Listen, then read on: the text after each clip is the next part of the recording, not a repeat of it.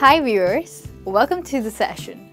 So this morning I was going through my emails and I noticed that I received an email from a business firm.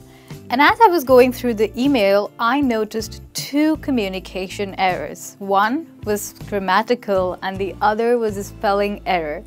That's when I decided that I should seriously compile a list of most common communication errors for you all. Because communication errors have the potential to tarnish your reputation. Not just that, it can really upset your clients and sometimes lead to loss of revenue. So, to avoid all those, I decided to compile that list in this session for all of you. So I hope this session turns out to be very productive for you.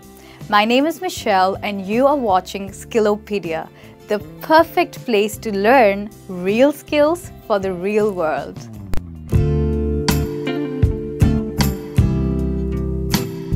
So first, looking at written work, one most common communication mistake that you can make with the written work is to not edit your work.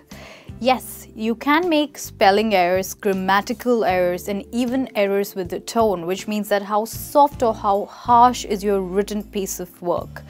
Now, there are obviously some ways to edit it, like spell checks, but spell checks are not enough because all that they can track are spelling mistakes but not grammatical errors. So if a word is used wrongly or it's placed wrongly and the grammar is not correct, the spell check would not be able to get it. So you cannot rely completely on it.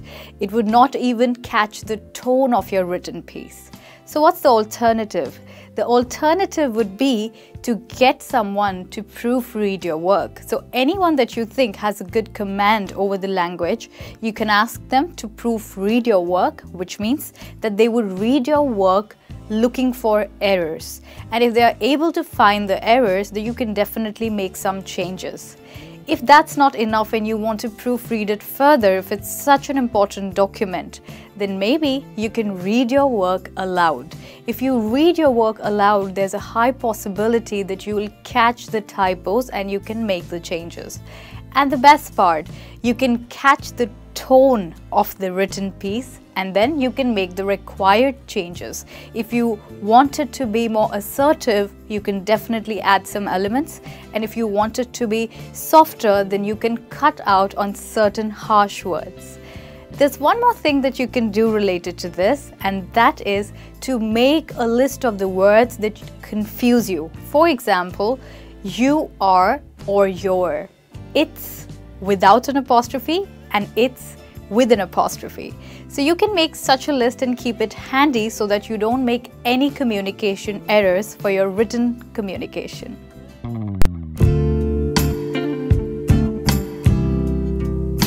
This is another communication error that I have noticed. So sometimes people deliver bad news by email. What do you think about it? Do you think it's a good medium to deliver bad news? I don't think. Would you want to deliver the news of a layoff, which means when you're unemploying someone from your company, would you like to deliver that via email or WhatsApp?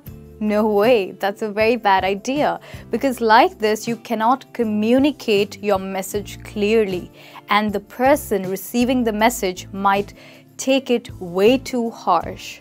So the best thing is, if you have to deliver a bad news which cannot always be avoided, do it face to face, and your body language definitely will soften the message. And you will also understand that how is the listener responding to it. Is the person feeling too bad?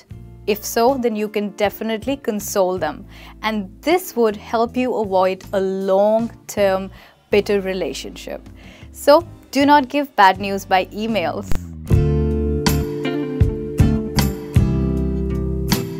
It's not always possible to avoid difficult conversations. Sometimes we have to give negative feedback.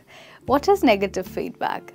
Negative feedback means that if you feel that any of your employee is not doing something correct, you must tell them that they are not doing it correct. But why should you do that? Well, if you don't tell them, then how will they learn and how will they change? So let's take a situation where any of your employee is not coming to work on time repeatedly. So it's a good idea that you share with them your concern and ask them to mend it. But it would be even better if you can give them a suggestion about how to mend it. Maybe you can tell them the importance of being on time for professionalism. So this way you can definitely help them, and your feedback will not only be negative, but it will also be constructive, which means you will help them improve their professional approach. So don't avoid difficult conversations, indulge in them, and they will lead to better results.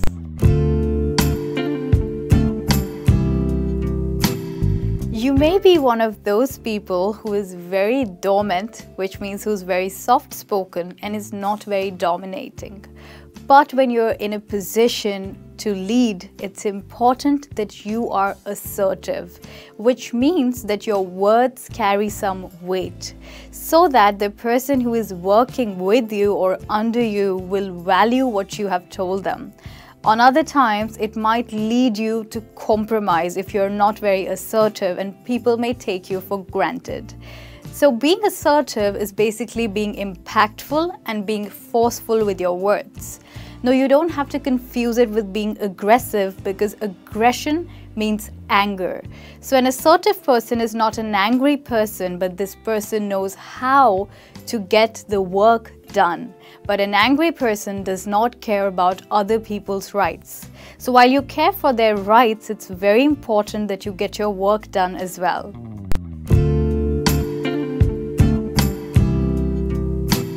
So now we look at oral communication. Let's say that you have to present something before a set of people in a meeting. You have to give a presentation and you do not prepare thoroughly. What happens? You might fumble, okay, which means that you might flutter while you speak. On other times, you might just lose the confidence about saying what you have to say.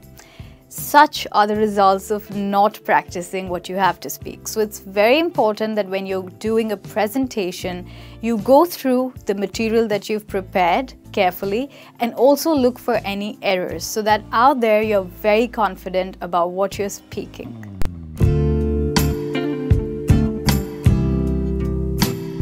Have you ever sent a reply to an email in a very angry manner? Or have you ever shouted at your colleague for doing something wrong? Well, this is an example of reacting. We always react when we are angry or emotionally charged. This means that, when you have a rush of emotions, you just tend to act, which is called reacting, and sometimes this can hurt other people. So a better thing to do would be to respond calmly. If something has gone wrong, maybe you need to look into it. You could be at the wrong side too. So look into it and think carefully if it's wrong on your part, and maybe you'll be able to respond instead of reacting.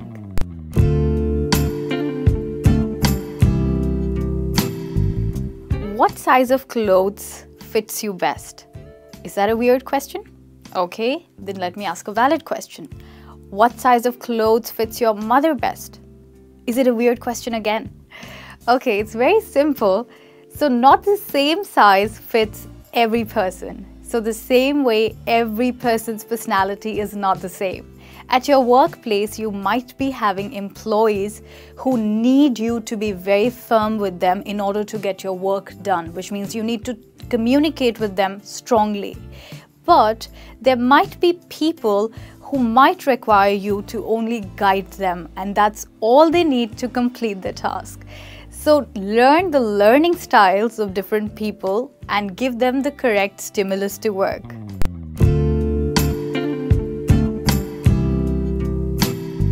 If I give you 10 seconds to list the country, age, sex and religion of the people working at your workplace, would you be able to do it?